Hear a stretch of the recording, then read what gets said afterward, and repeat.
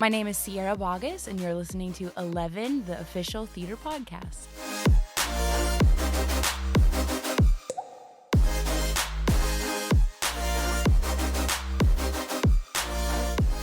Hello and welcome to 11, the official theatre podcast that brings the biggest stars and creatives together in one place to discuss life in the arts. Our guest today is a Broadway and West End leading lady with a voice as recognisable as her amazingly unique name. She casually made her Broadway debut as the OG Mermaid Princess in Disney's Broadway stage adaptation of The Little Mermaid, before moving into the world of Lord Andrew Lloyd Webber in his official Phantom sequel, Love Never Dies, of which she originated the role of soprano Christine Daaé. Since then, she's tackled leading roles in plays, toured the globe with her solo concert, of which she's just played Cadogan Hall here in London for 2 shows with us. Oh, and she's also casually performed at Lord Andrew Lloyd Webber's Castle for the Queen, and was Christine Daaé in the 25th anniversary production of Phantom of the Opera at the Royal Albert Hall. Hello, Sarah Boggess. Hi. How are you? Good, how are you? I'm very well. I was going to say kind of welcome home because London really is your second home. It really is. I've always talked about it like that, and I have the most incredible friends here and literally staying with them, and it's just like the most magical favorite place that I've ever been in my life, and so I always love coming back here. And that's because you did Love Never Dies here, so that's your Love Never Dies family, I did Love right? Never Dies here, yes, and then I did Les Mis here in the West End too. And so yes, it's like my Les Mis family was there last night, some of them, and then my Love Never Dies family. Yeah, it's just like, it's the greatest place. So last night was your concert here at Cadogan Hall. Kind of how was that evening for you? Did you have fun? Yeah, it was amazing. I mean, it's just like getting to be here and sing my own show. Obviously, I've performed in the West End, but doing my own show was just like heaven. But it also just felt like it's a way to give back to this city that I love so much in this weird way, even though people are like buying tickets. But it's like, that's all I know to do is just like sing for everybody. And it's crazy when I meet people after and they're like, thank you for coming here. And it's like, no, like, thank you for showing up, because of course it's my absolute pleasure to be here. You know, it's just, I love it. I referenced in the introduction your amazing name, but one thing that I did want to do was discuss. So your sister is called Summer, and you're obviously Sierra. Yep. So obviously I need a Boggess S name for this interview. Obviously? So, obviously. I think so. So I was thinking I could be Shania Boggess. Okay. Do you approve? I mean, that's posh and stuff, but the problem is that my little sister's name is Allegra. Oh. So you actually didn't need to go to all that trouble and create an S name for yourself. I feel like I like it now. Okay. Well, live in it for a second. You're like, and then I'm going to take it back very, very quickly. I did mention the concerts here, and you got to sing lots of amazing different songs from kind of throughout your career. Yeah. Those concerts, when people do them, they have to pick certain songs that they want to sing from specific shows or songs that are iconic to them.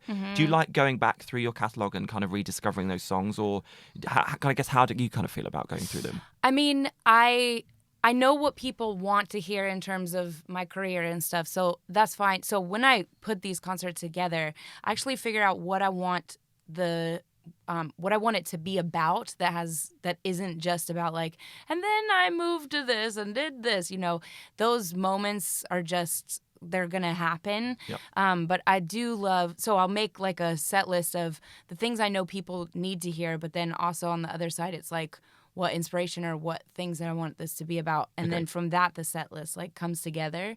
But for stuff like obviously Little Mermaid and Love Never Dies and Phantom, those are the ones that people really know me for. And I guess I enjoy doing it because I know that people are going to be happy. Yeah. In terms of kind of putting a few kind of unexpected songs in there as well, do you like to surprise people as well? Do you like to put different things in there?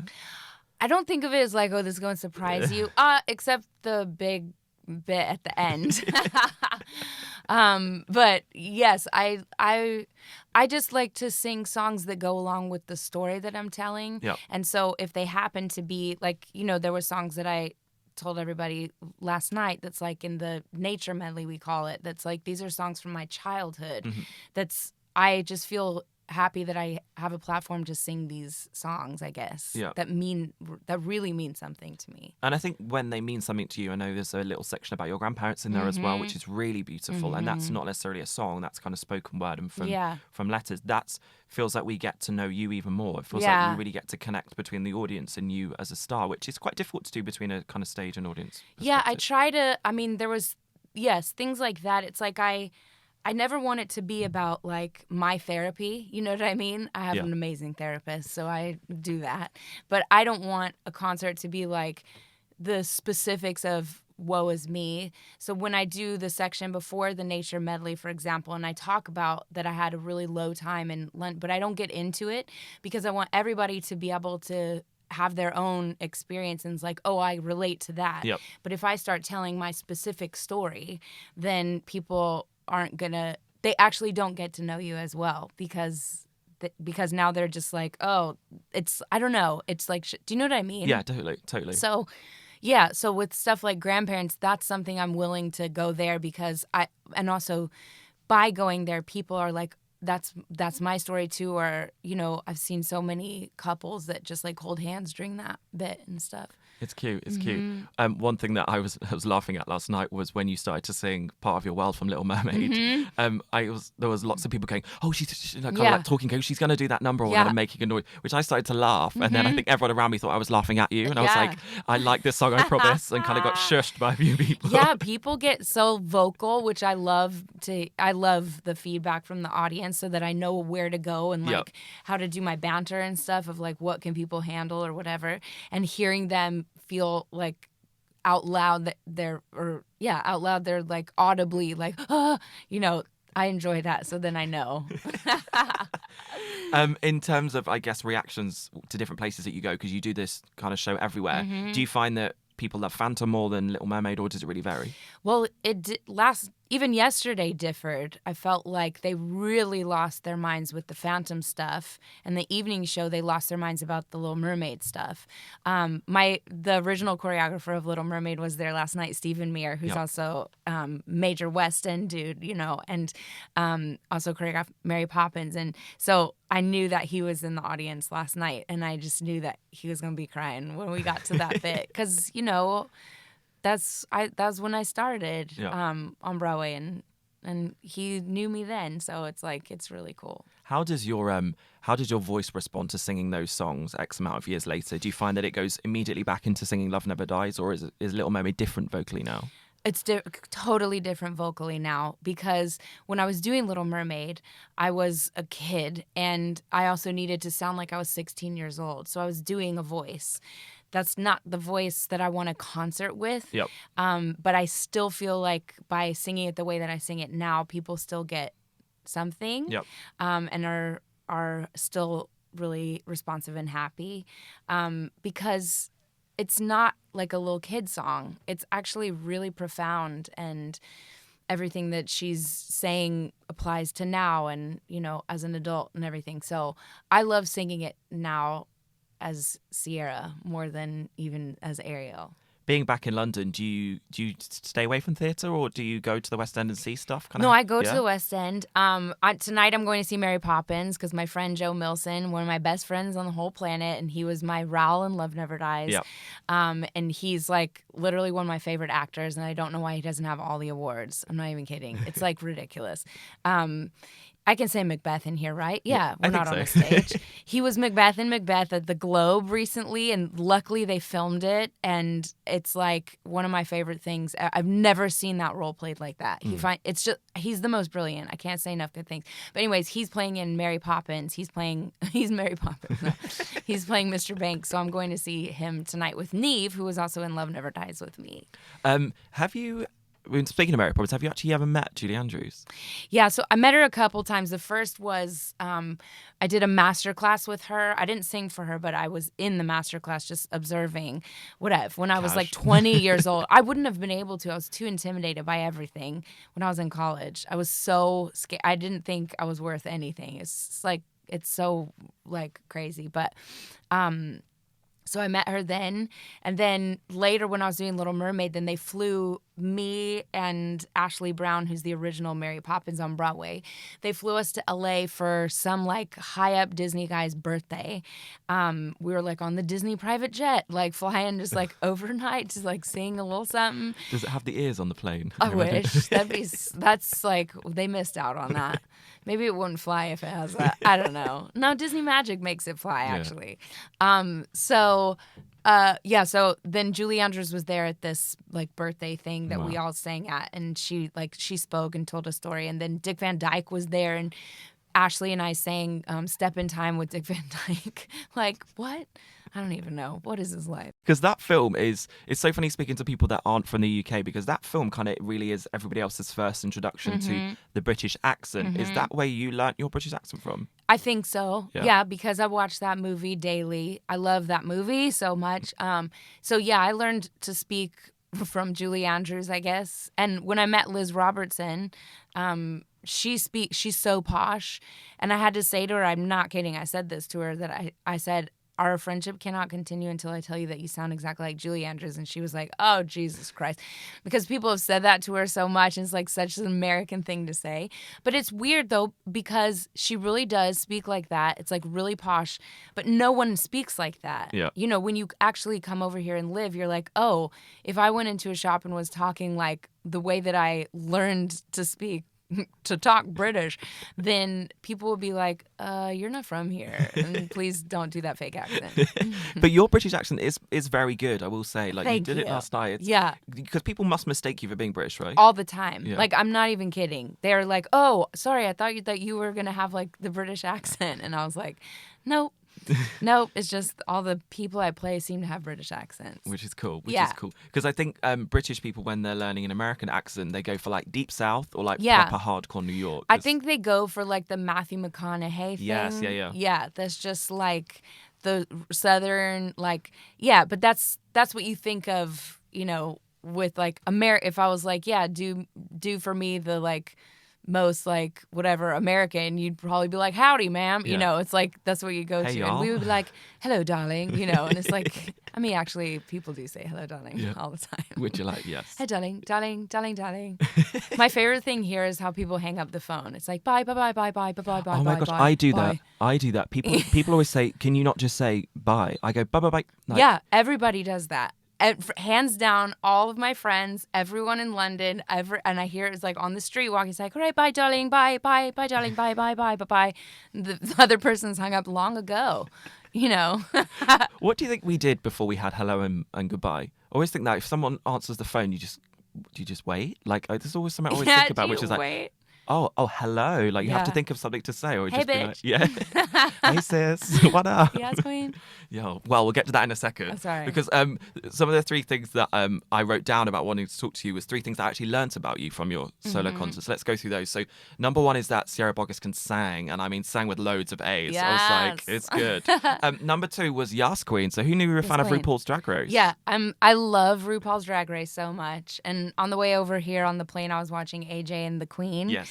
And I'm like, I love it, and I'm not done with it, and I have like 2 more episodes. I'll watch them tonight. And the kid on that is so good too. I can't even. But I love RuPaul, and my introduction to RuPaul, because I was late into the whole Drag Race, like watching the show. And my introduction to RuPaul was listening to Super Soul Sunday with Oprah on her podcast, and she interviewed Ru, and it was like the most inspirational, amazing, and like. Because you know and her whole song that she has that's like we're all born naked and the rest is drag, and that's her. I mean, I'm saying her because I'm thinking of her in her like gowns, but also Ru is a he. Like just that whole idea that's like, and that's absolutely right. So you can be whoever you want. It's like it's really really inspirational. It goes along, I think, too, with that. It's like, you're enough. Yeah, totally. And the rest is drag. And I mean, I'm always like, you're enough, and the rest of it is icing, but it's better that's like, it is drag. Yeah. Like, all of it. I was in drag last night. Oh, but yeah, so then for the past like year, I've been like watching, like binge watching like all the seasons, and starting at the very beginning and like the ones where it's like really bad lighting and or like the filter. Oh my God, I can't even, like, just not that great, but like the quality is still excellent because the content is excellent. And then of course like now it's like such a thing, but it's amazing. Have you watched the UK version yet? No. Yeah, so the UK version is like another step up. Like it's literally and Is RuPaul doing it? Yeah, it's the official first ever American one. They did a Thailand one, but Ru's on the British one, yeah. How many seasons are there? Just season 1, so we've just crowned a winner. So don't tell me, because now I'm going to download it. Yeah, I won't tell you who wins. But I'm going to download it on Netflix so I can watch it. It's on iPlayer. Oh, it's on iPlayer. Or, yeah, I think, if you're here, you'll be able to get iPlayer. Okay, I'm going to figure it out. And a couple of the queens' names are like Vinegar Strokes and Bag of Chips. Oh, my God. It's camp. It's camp. Oh, my God. Yeah. That cool. is everything. Yeah, I love it so much. No. Do you ever think about what your drag name might be? No. No. You're like, I need to. Yeah. I was going to be like Ladbrokes.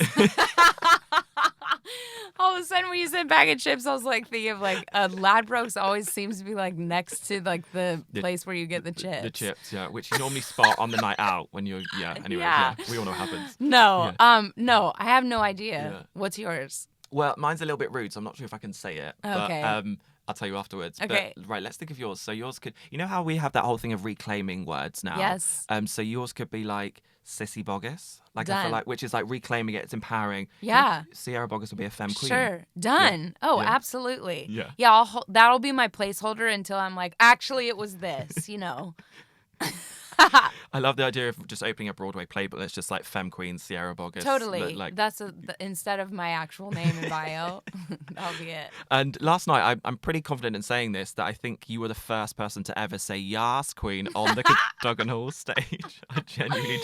I know. I was like, am I going to get struck down by lightning for saying yes, queen? I think that building's run by gays anyway. It's That's theatre, right. like, Yeah, hello. I think so, Yeah. actually. I think so. It was Yeah. fine. I felt at home. So, yes, it must be. At home with the gays. And the third and final thing that I learned about you, which I loved last night, was you do this amazing Britney Spears impression, which I am obsessed with. You're like, don't make me do. But talk me through where that came from. Well, I mean, she's like who I grew up listening to because it's weird that we're like the same age. I think she's a little older, but we're like around the same age. So that's who I was listening to when I was like a teenager. And I was like, oh, whoa, that's funny. And like her voice is unique. And, and it's not how I sang at all. And I just thought it was really funny. So I used to always do like impressions of Britney Spears and like all her songs. And then it wasn't until later, like when I was in college and I thought it would be funny if like, what if I was doing this like Britney sings Broadway? Like, and what is like the most inappropriate song for her range, And that's something, Christine, no question. And so I thought it'd be funny to do like think of me as Britney Spears and stuff. And then as I like continued on when I was doing Les Mis on the road, when I was just starting out, so I was like 22 or 23. And, that show is so long. I'm in the ensemble. And during Eponine's singing on my own, I'm like behind the curtain and I used to be like on my own too, and like all the cast that's not on stage, then they're all like gathered around like, hey, it's time for Sierra to like sing Britney. That's what I was doing, like, and I was getting paid, and I was being so professional backstage. But that's what I was like, oh, this is funny, people like it, and so for some reason I just needed to keep that in my concert. That's the thing, kids. Listen up. It's like the stuff that you're like, especially like us theater kids, that it's just like we do these like things, for each other, and we think it's like so funny, and it might be the thing that you're getting paid for to sing at Cadogan Hall with. I feel like I need to apologise because I think all this podcast is going to be just me like chuckling over the top of you because I was like, stop it. That's fine. Forget there's a microphone. Because was Britney in Vegas when you were doing Phantom there? No, because Phantom was there in 2006, and Britney didn't come to Vegas till like much, much later. We have a super fan. You're like, she arrived on this day. No, she was this left day. on this day. She sang this very Stop song. asking stupid questions. Yeah. Like, yeah. Move on. Next question. Because I suddenly have this like kind of thought of Britney as Christine in the long white dress, like trying to. No. She must have seen it at some point. She must have. I feel like I need. Right in the break, I'll quickly Google to see if there is a photograph of Britney in. Well. In like Christine drag? No, having seen the show, like she must have seen it maybe. No, because the show was closed before she came there. Oh. Or no, the show ran for like 6 years. So she might have come like the last year that it was there. That actually I think might be right. Yeah. But I don't know, because people I think would have told me, because I would have still had friends in the cast, they would have absolutely told me if Britney was there. Yeah. But maybe she was. I can't remember. So long ago. We'll figure it out. If we think enough, I think we'll make it happen. If only we had the power of Google. Yeah. Please don't put your phone on. We kind of reference it there, but very quickly talk about being in Phantom, kind of that whole journey and being part of the anniversary production, which we spoke about at the start. Obviously, you did Love Never Dies as well. Are your memories of that they just grow all the time, I imagine, because you did it 5 times, right? Yeah, I did it 5 different times. It was supposed to be 6, but... Come see the live show, you'll figure out why. Come see the live show. But yes, and it's the role that's just like, I'm just never done with her, I guess. It's weird. But even last night, it's like, it feels so good singing those songs. And I don't know, it's just always been that for me. So yes, all my memories grow like crazy, and I have lifelong friends from that too, and all these iterations and stuff. Phantom never dies, quite literally. Phantom it's almost never like dies. a mashup. May it never die. Yeah, better not. No. My mum, every time my mum comes to London, it's the only thing we see. It's like, I actually do think if Phantom and Les Mis closed, do you think theatre would end? No. I want to be like, yes. But no, because there's so much. I mean, look what happened with Hamilton. It's like, and it was really cool watching like Andrew Cameron and Chloe Michelle. I remember him talking with Lynn too about this. That's just like, they're watching Lynn have his moment of like his Les Mis moment, his Phantom moment. Those were the shows that also changed the course of Broadway and the West End, you know. But didn't Cameron just close Les Mis? It's reopened now, isn't it? It's reopened. With a new tour, the tour version or the American version, something. Yeah, but it's not the original anymore. There's no Revolve, no. Which is sad. Different. I'm so glad that I was here and I did Fantine in the West End when it was the original. Yeah. Because it's like, I'm a sucker for like the history of this stuff. And like, these were the classic shows that made me want to do what I do. So like, may Phantom never change. Like, I want to only see the classic version. Like you're saying, the one at Her Majesty's, right? Yes. And then the one, what's the theater in, on Broadway? The Majestic, The Majestic, yeah, the Majestic. So I want those to like, I want them to be like museum pieces without it being like, oh, it's a museum piece. You know, it's like this dusty. It's not. No. It's not. No. Yeah. 100%. Every time that I see you or talk to you, I always talk about Norm Lewis. So I'm gonna make sure that I do it now and not forget him. But you did play your Christine opposite Norm in Phantom on Broadway. Yes. Which was also a history-making moment for him as well. Yes. So what was that experience like? Well, it was cool because he also played my father in Little Mermaid on Broadway. So we did that like years and years prior. So we already knew and loved each other. And then getting to do this together was amazing. And how that came to be too was, you know, that he booked that and was going to make history as the first Black Phantom on Broadway. And then Andrew called me because he wanted it to be special, you know, and Andrew literally called me at like 8 a.m. because he didn't think of the time difference from London to New York, and asked me if I would play Christine, wheel yourself back out to play some Christine with Norm. Is that the last time I did the show? Yeah, I think that's the last time I did the show. And it was the best because that's like, I still call him daddy. So it was like, that's my dad, and we're there and we're getting to like be together, and like we trust each other, and like it's just, that's it. That's what's up. Sorry, I'm making a joke in my head. I'm not going to say it out loud. Yeah, I know. All the people in the room are yes, like, no, don't do it. Don't you do it. Moving on. I respect him very much. Yes. He's very handsome. It's also where you got to work with Gillian Lynne and Hal Prince as well, two of the amazing greats. They're sadly no longer with us. You told an amazing story, and I wrote some notes, as I said last night, and this is all I wrote for this, so I hope you know what I mean, but I just wrote Gillian Nipples Go. Yes. So go. Nipples firing. So Gillian Lynne, who, for those of you that don't know, she's the original Phantom choreographer and choreographer of Cats as well. And her choreography was like, she's so sensual and so sexual, and it's like, that's what made Cats work in the original. We'll just do that. Yep. Is that right? That's that's my Disney training. You see, you don't sabotage something else, but you make that point. Still got it. But yeah, that's what that's what made that work for me when I watch. Is like, oh, this makes sense. Like all these random like cats on a stage suddenly make sense. And the same as like the choreography of Phantom and everything. And she was such an integral part of the staging of Phantom. So it's not just the dancers and stuff, but also she working with the Christines and with the Phantoms. And what she would tell us as Christines, what she would say is, you need to keep your nipples firing. And so that was like, oh God, like this is literally iconic now. And so always I talk about that in concert and fire my nipples at people. And it was great. Thank Yeah, you. well done. Yeah, right? I thought that should actually get a round of applause. I was quite disappointed it didn't. Absolutely. Yeah. I know. It's just like, but only like a Gillian Lynne could say that, exactly. you know? And again, Americans can't be like, fire your nipples, you know? That's what that would be. It's like, nipples firing. Suddenly it's like, yes, that's appropriate. It's that British accent. It That's is. What You put that accent and everything's fine. Yeah.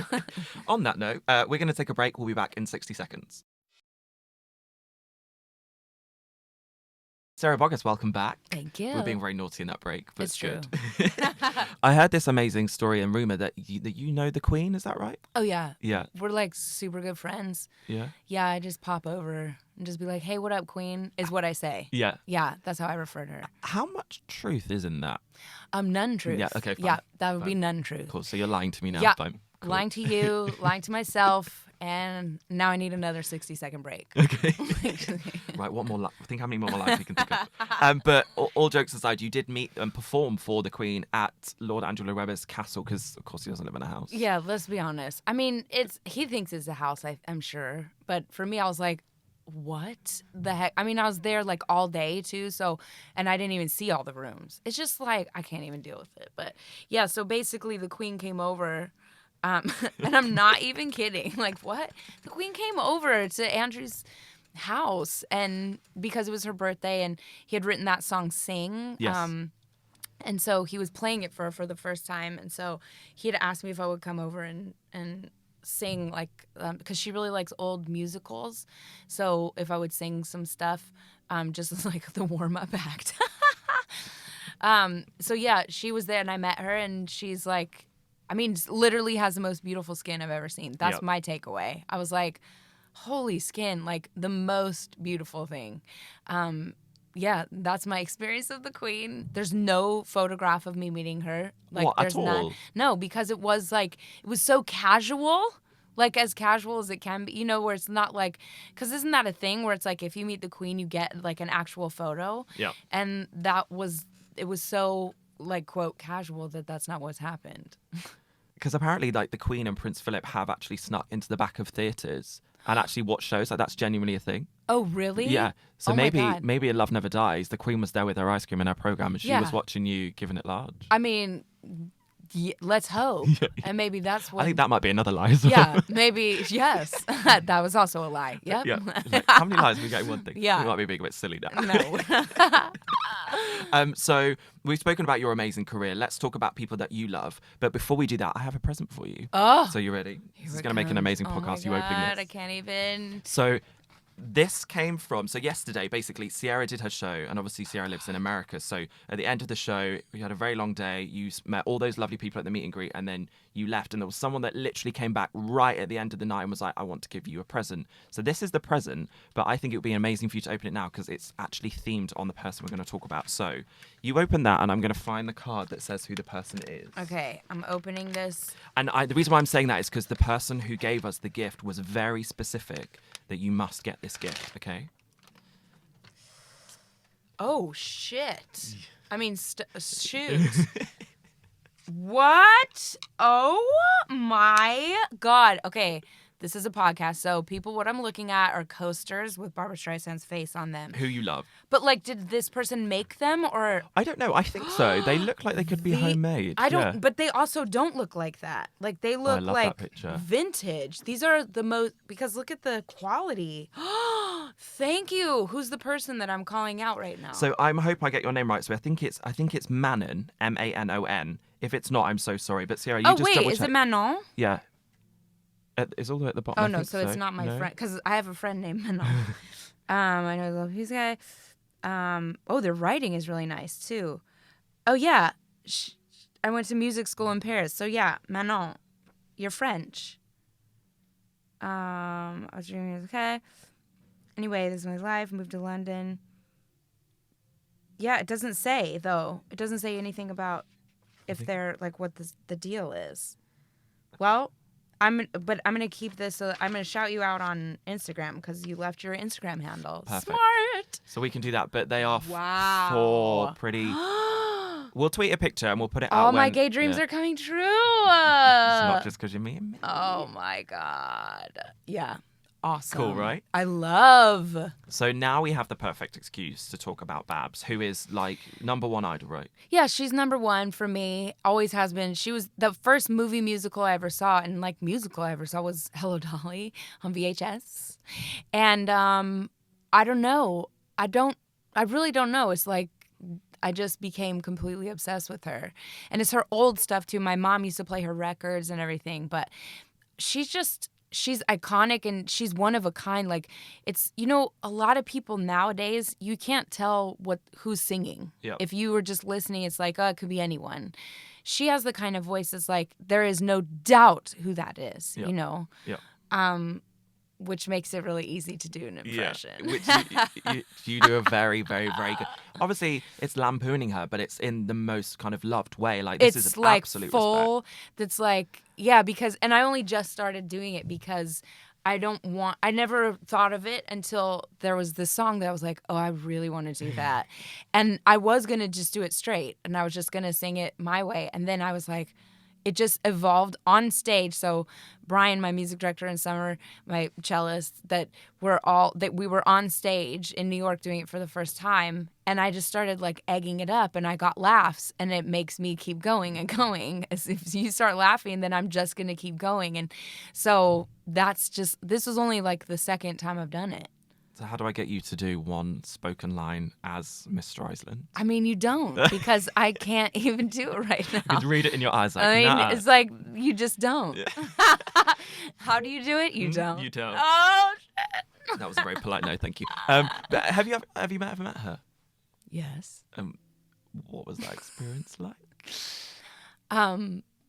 Amazing. Yeah. It's like, her director... is a man named Richard J. Alexander. And when I was over here doing Les Mis in the West End, I got an email from him because he followed me. He started following like all my stuff because he saw my Phantom 25th anniversary DVD. Mm-hmm. And he became obsessed. And so he started following me. And I post about Barbara like every day, maybe every minute. And so he was like, oh, would you like to come to her concert on my tickets? You can come. And I was like, yeah, let me put in a request with management to have a week off from Les Mis and fly to New York. And so I did. And he was like, yeah, and you'll come backstage after. And I was like, nah, that's not going to happen. Because I know these things. I was like, no way. It's not going to happen. But it's enough for me to just see the performance, see her. Yep.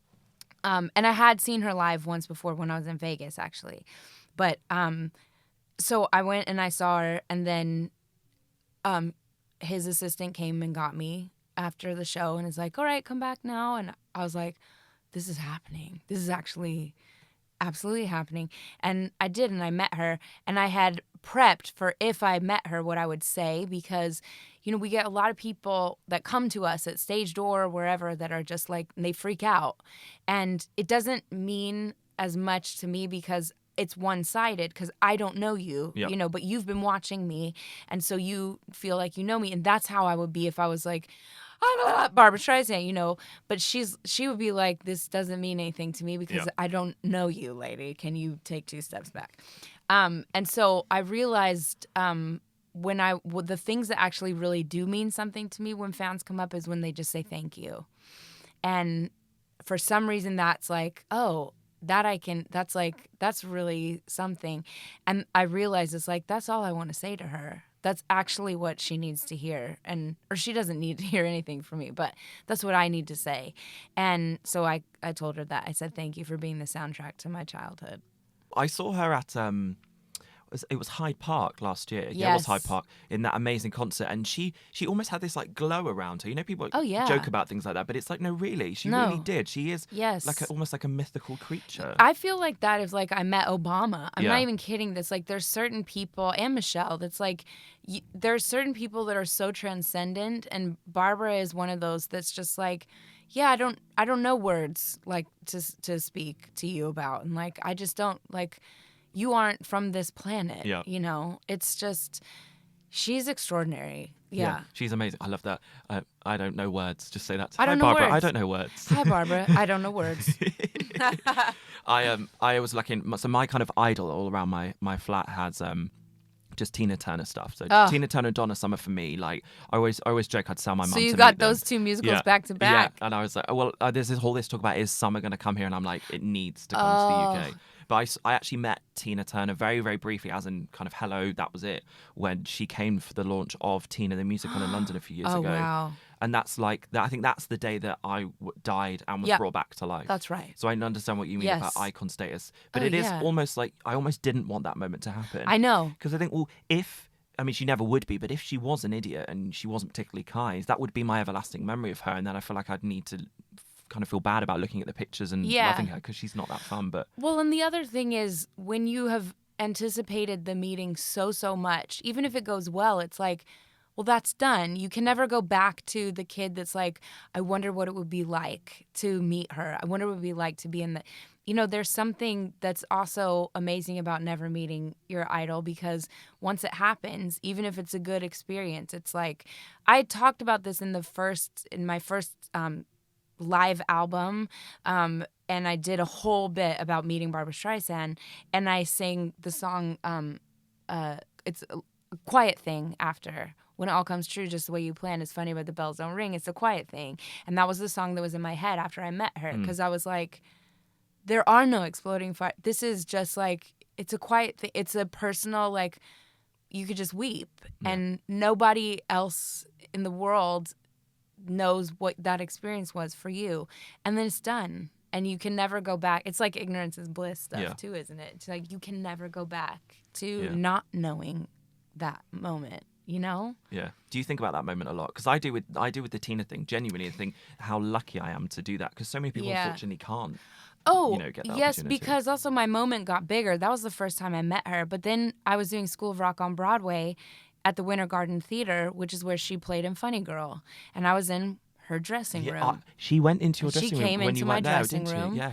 And she left me a note. Yeah. And so it's like... I've seen that video. So yes, I've thought about it, but then the moment got bigger. And then I went to her concert like 2 nights later, and Richard brought me backstage again. And this time I got to introduce my mother to her. Okay, you're just showing off now. And you and Barbara are close. But that was... Yeah, we're tight. She literally still doesn't know who I am. But... This girl keeps following me around. Yeah, this Barbra Streisand, she keeps doing these big concerts.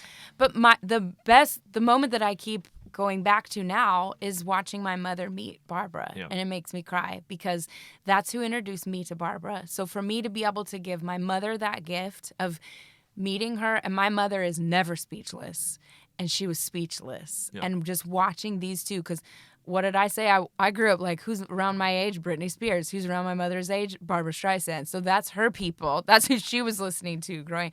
So it's like watching her meet her, watching her meet Barbra Streisand. Yeah. It's like, I don't know. That's cool. It is really cool. Yeah. Yeah.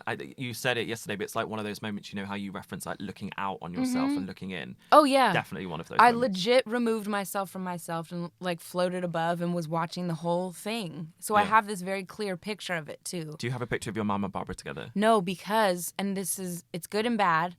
Bad, obviously, for that you weren't allowed to bring your phone into the room where you meet Barbara. Okay. You were not allowed a phone.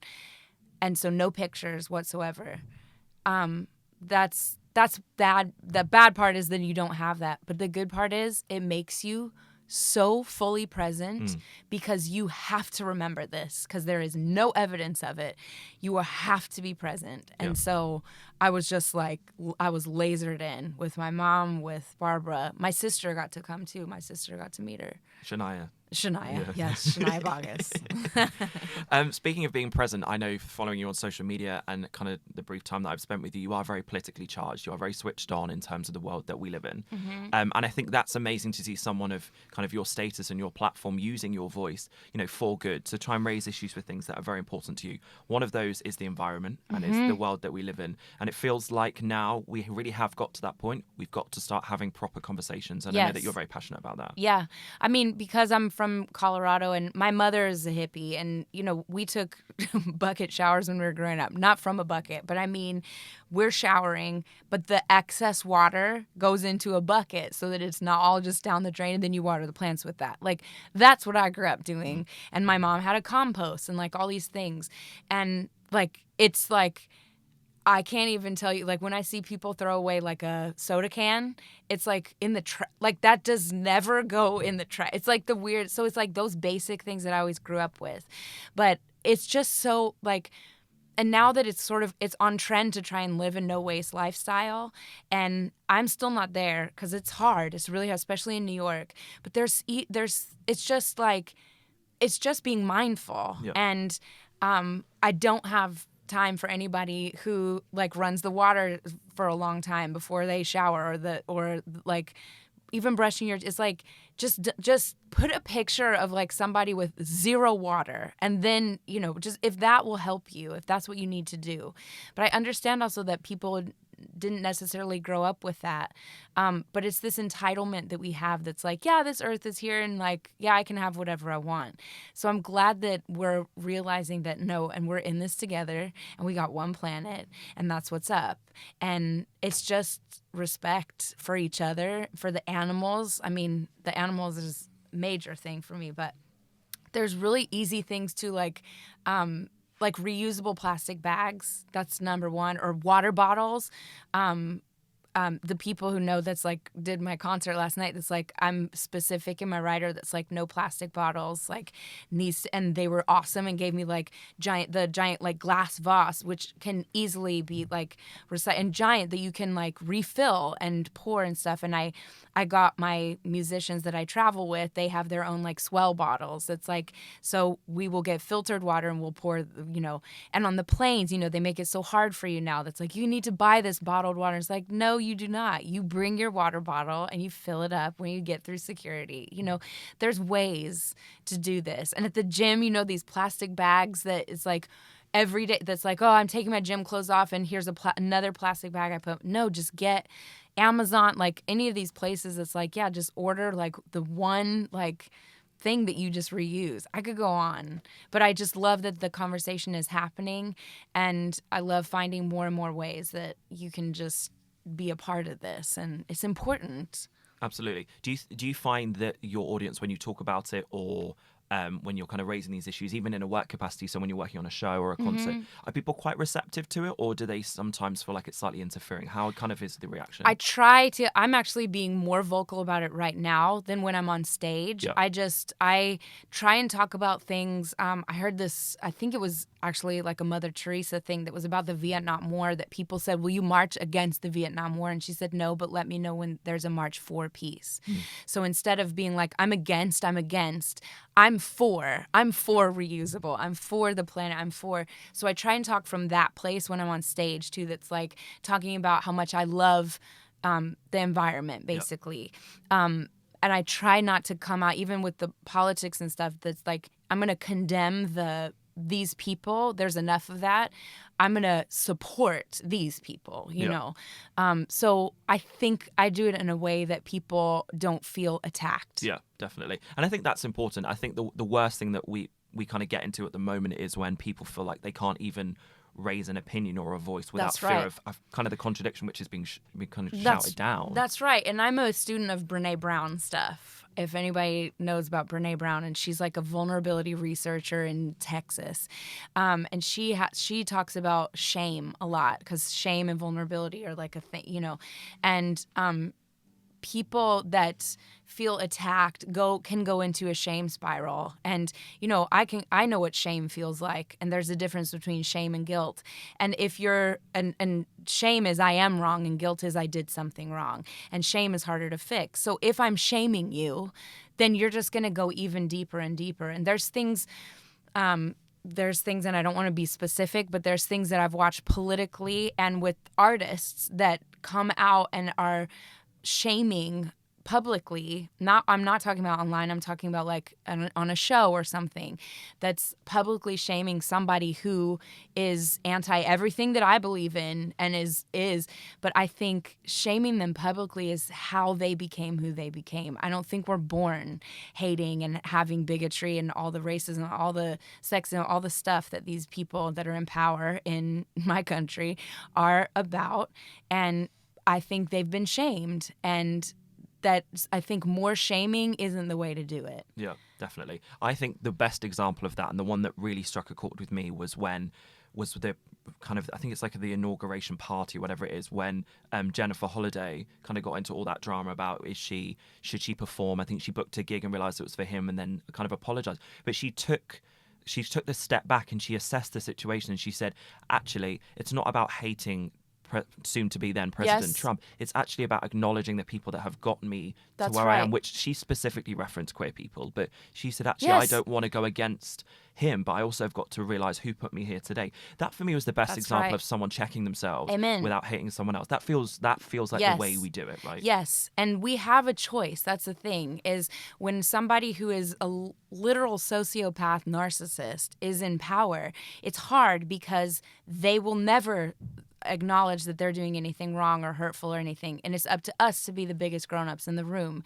And what she did is that's assessing, that's like, oh no, I'm good here because it's more important to my integrity is the word that I come to all the time, and is this within my integrity? And that's why I talk about Jillian Hall so much, because for me they were the last of that generation of integrity that was in our industry, and there's a hole that we've got to fill. And there's not a lot of integrity going on. There's a lot of underbelly stuff in our country, in our business, like in every business, there's all this stuff. So my biggest, if I could say to everybody, something that I want us to do is ask yourself, is this within integrity? Is this within my integrity? You know? Definitely. And one thing that you have done is use something bad for good, and you created Light Lessons, which is available in New York and is now obviously available here with Club 11, which was so popular. Like, so many people had the little bag and everything inside. So kind of very briefly, what actually is it for people that maybe are coming to it for the first time? Yeah, so, and I should clarify, because last night I said they're only available in New York, but I meant actually they're only available in the States. So everybody in the U.S. can order them online, but it's so hard to send things to other countries. There's all this red tape that I want to try and figure out how to do this where it makes financial sense and everything for everyone. But basically, I like to, because there's so much going on in the world and our minds jumble so much. So I like to focus on one thing and get myself there. And I'm a very visual person. So I created this. It's a bag that has 20 words or phrases in it. Things like gratitude practice, or with wisdom, or you are enough, or what's a word one? Or be brave. That's one of my favorite ones. Be curious. And trust and release. Things like that. That's like, that's a simple thing that's like, oh, that gets me where I need to go, you know? And people love it, because, especially performers, because that's a really good way to center yourself before you go on stage. But I also talk to people about, you can think of somebody who needs these reminders. If it doesn't resonate with you, it's like the easiest Christmas present too, because it's like everybody needs this. It's just like, and I called them Light Lessons because this is so Sierra of myself. This is so me. I was in New York, and I grew up in a very like dry climate, so there wasn't fireflies, and fireflies like or lightning bugs. Yep. And they like humid climates, and in New York in the summertime it is. So I was like sitting, and these lightning bugs are like, and I'm like, these bugs are so awesome. Like, they're the coolest things that were invented, because during the day they're like these plain like black things that are just like, you would be like, what's that? And at night their butts light up. Like, I was like, what? This is like the most, and then we're like, whoa, like these light up butts, like most amazing things. And I was like, there's a metaphor in this. And it's like, when there's darkness all around, you have the light within you. Yep. And so I was like, these cards are going to be called Light Lessons. And so if you get them, you'll notice painted on and they're all hand painted, not by me, but there's little lightning bugs that are flying. It's so cool. Yeah. It's such a good idea, and it was so nice to see people having their kind of almost like their own moment with them. Yes. So when they're going through them, they're not really too focused about what's happening around. It's actually just them and probably their inner self Yes. reading it. And I guess it's applicable to all different parts of their life. And Yes. do you use them personally all as well? the time? Yeah. I didn't pull one this morning because it's still packed in my luggage from last night when I came home. But I should have before this interview. But yesterday, before my 2 shows, it was a long day for me yesterday. It's like we all arrived. We had a 5-hour rehearsal the day before. Then we have a sound check. Then we have 2 shows, and all your friends are there and everything. So you're using all this stuff. And I know that's like, it was like game day when I woke up yesterday. And the word that I pulled from my bag was responsibility. And that's all that needed to be said. Even if I had gotten like a flowery one, it's like vulnerability, that would have been even harder. But like no, Sierra, this is your responsibility. So everything else is secondary today. You are responsible for the people that you're singing for today who paid the tickets. That's what you're responsible for. And that just got me, that's what's up. Yeah. Amazing. And if people want to find out more information, they can go to, I imagine, your SierraBoggess.com. Thank you very much. In kind of homage to light lessons, one thing that I wanted to talk about and go through was to play a game with you. Okay. So I've kind of called it Sierra Says. So what we're going to do, there is 1 to 8. I need you to pick me a number, and I'm going to tell you a topic, and then it's literally going to be 30 seconds of what's in Sierra's head about that topic. Okay. Yeah? Yep. Yeah, it'd be fun. Okay, so 1 to 8, we'll go. 8, please. The power in self-love, we all got to have it.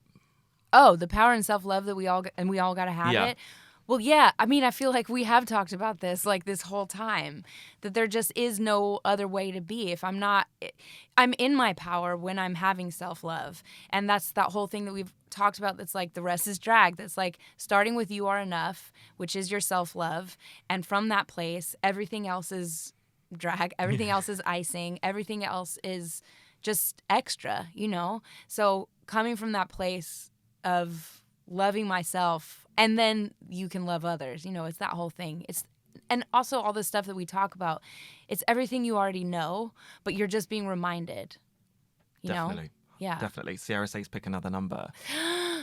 3, please. 3 is I got an ingenue problem. Oh my God, I do have an ingenue problem. That's legit. So basically, and I want to teach a masterclass about ingenues, because when I have these like girls who come in and do these ingenues, like they talk to me like a normal person, and then suddenly they put on this like, like it's like the weirdest. I don't know how to like, that was the best noise I can make for like a podcast, but I bet you can visualize what I'm talking about. But it's like their hands are weird, and they suddenly like hold their stomachs and do like what they think is like pretty girl things. Like, I got to get to the root of what ingenues, that's just the word. It's not like, nobody said in the script, it's like, she's the pretty one with no personality and she's super vapid, and it's like, that's not a thing. So I just like, I'm obsessed with like making ingenues cool and actually not cool, human. Yep. Like, but I don't know, it got lost along the way. That's like, no, you have to be this like one thing. I don't know. Yeah, it is a weird thing how it's so associated with a specific type of character, but it's not really applicable anywhere else. No. Do you know what I mean? And it's also never for a man. It's No, never it's ever not. applicable. There's never a male character that's like so fallen in love with a woman that he starts acting like X. Yes. He's always strong and powerful. Well, yeah. I mean, look at Phantom. He falls in love with her, and he kills people. Yeah. And she's the one who's like, okay, let me sort this out. But it's not called Christine's journey of sorting this shit out. It's called Phantom of the Opera. Yeah. We opera. nearly got through the whole thing without you saying your favorite word. I know. It's so good. Sierra likes saying fuck. I hope that's what she does. It's an adjective. It's a verb. It's a noun. It's just play Mad Libs with that word. And that's your answer for everything. It's the best. I feel like that should be the name of the podcast. Sierra Says fuck, but yeah, we'll behave. Okay, 2 more. So Sierra Says pick another number. 2. 2 is we kind of spoke about this earlier, but making history. So kind of, and I put making history with Norm Lewis. Man, can he sing? Should I pick another number? Yeah, maybe do another. Okay, maybe 4. 4. So you told this story last night about knowing your geography in London. So I wrote London Bridge versus Tower Bridge. Know the difference and you'll learn so much more. And that moment, and how I guess there's so much more there than just what you see. Oh, yeah. So In life, you mean? I think in life, but also just when you're in that moment. So you obviously referenced the story about kind of looking out at yourself. Yes. There's always so much more there than you expect. Yes, and so that's an exercise that I like to do, and that's one of my light lessons too that says fully present. And fully present is like another way to, if people now say that so much, like just be present, be present. What does that actually mean? It means actively notice. So I'm gonna actively notice. Like we've been in this room doing this podcast for whatever this time is, and we think that we know this place, but I haven't actively noticed like these things on the wall. I haven't actively noticed the micro or whatever it is.